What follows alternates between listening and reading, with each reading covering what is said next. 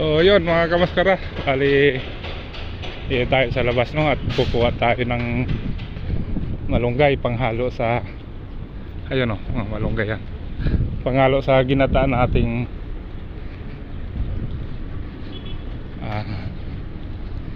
tilapia. Gagata tayo ng tilapia. Ito ho, yan o, maganda kasi at talbos pa. Meron naman doon mga kamaskara sa pagbaba ng bahay, pagbaba ng accommodation, pero medyo maliliit pa yung dahon, kaya dito tayo kumuha sa tapat ng ibang bahay. Ito naman ay hindi kinakain dito ng mga ibang lahi. Ang alam nilang kinakain ito yung bunga, kaya tayo ang bibira. Ayan.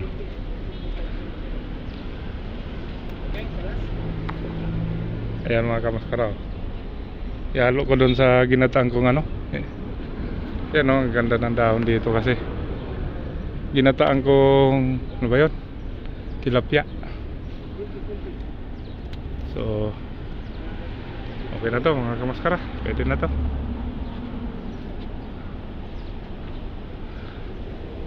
Dagdagan natin para medyo masarap-sarap.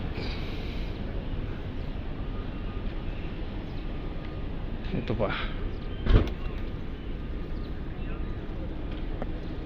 ito maganda.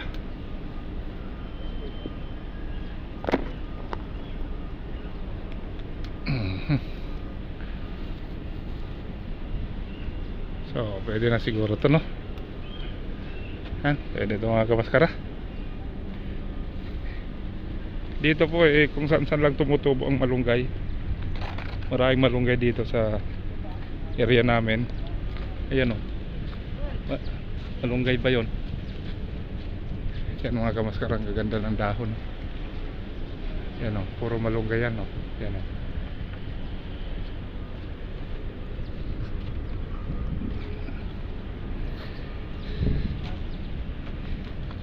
Yan.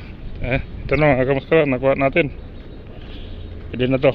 Bali halo ko dun sa ulam na ginataan na isda, tilapia.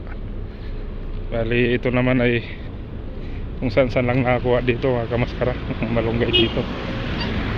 So yun, maraming pong salamat.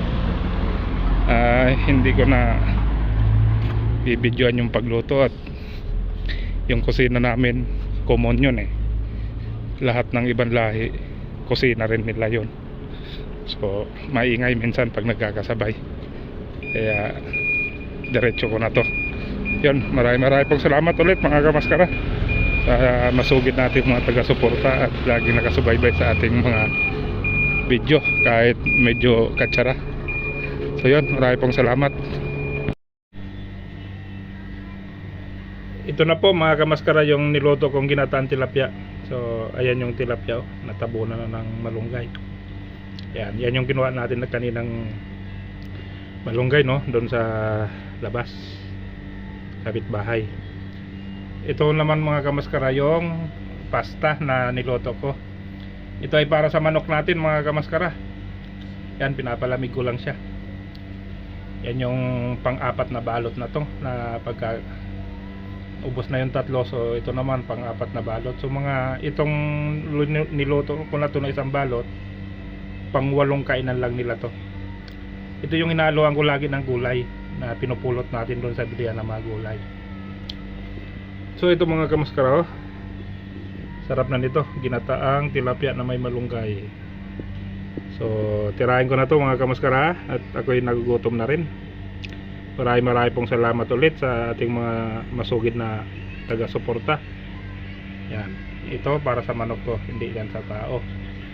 Ito ang para kay vlogger ko no. Maraming pong salamat.